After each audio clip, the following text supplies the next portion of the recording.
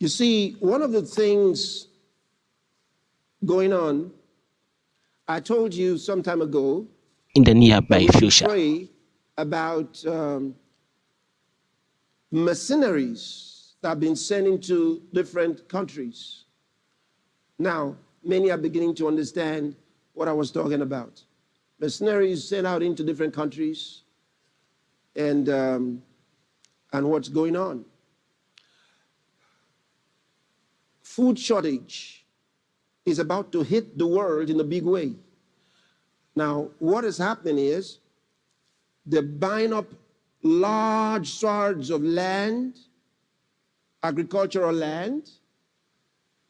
They're buying them up and driving away the farmers.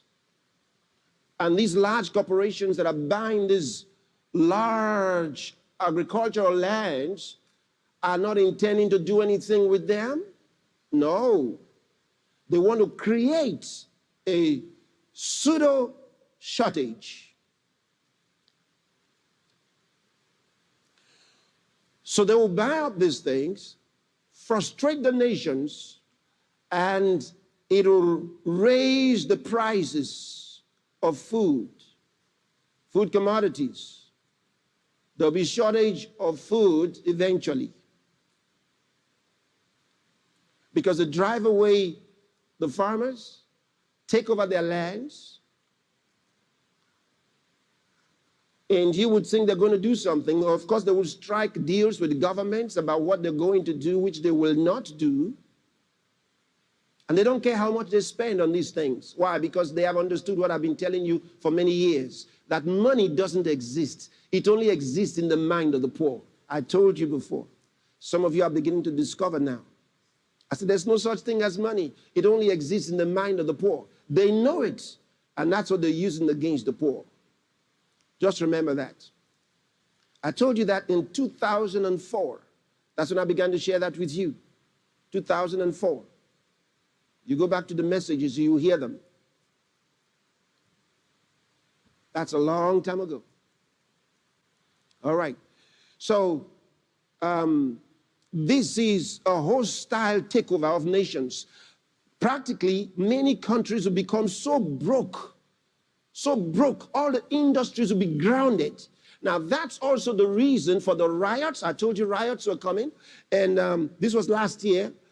Riots and protests, okay? What's that for? To make nations and cities ungovernable. Ungovernable. So for any reason whatsoever, these mercenaries will help stir up people in different cities and in different nations, and they'll begin to chant popular statements about or against their government or against something, whatever it is. Because they understood what they were doing for many years. For more than 30 years, well over, maybe about the last 40, 50 years, frankly, they began to work on the destruction of education in many countries, especially in African and Asian countries. They began to destroy education. Now, what was that about? To flood their nations with people that could not intelligently communicate, that could not intelligently work, and would be part of the unemployed force. They intended to use those masses of people as a weapon. So all over Africa today, and in many parts of Asia, you have lots of young people unschooled, uneducated. The plan is to use them as a weapon. And that's what's going on. So when the time comes, and the time has come for many countries, they stir up these young people everywhere, and most of them have no place to go, because the government policies that were handed over to them when they were asked to borrow money from the IMF, particularly, with the conditionalities policies that were frustrating to those countries, destroying their education, so they could not help their own nations.